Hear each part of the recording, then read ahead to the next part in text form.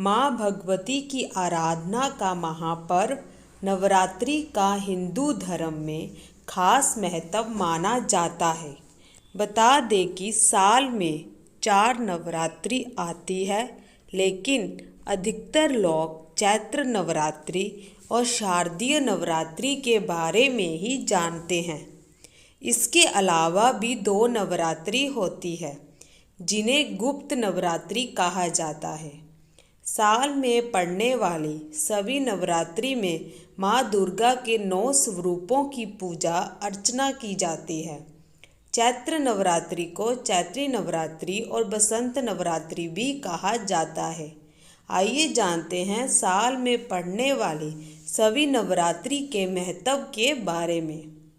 चैत्र नवरात्रि चैत्र माह में पड़ने वाली नवरात्रि को साल की पहली नवरात्रि भी कहा जाता है।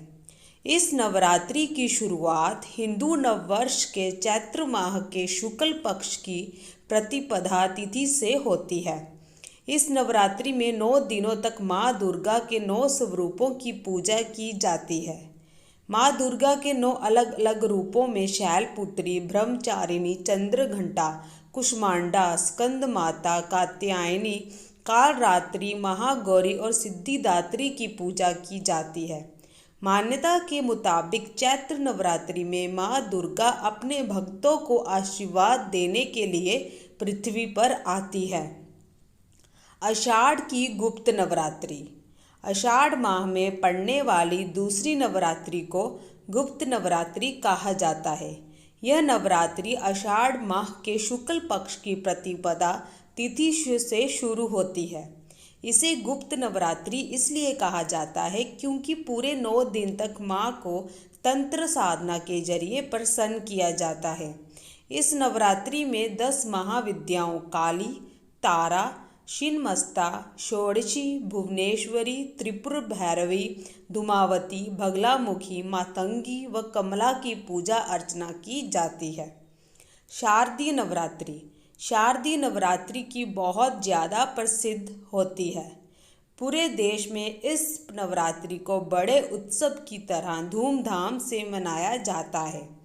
अश्विन माह के शुक्ल पक्ष की प्रतिपदा से शुरू होकर शारदीय नवरात्रि 9वीं तिथि तक मनाई जाती है। इसे प्रकट नवरात्रि भी कहा जाता है। शारदीय नवरात्रि के साथ ही सर्दियों की भी शुरुआत हो जाती है।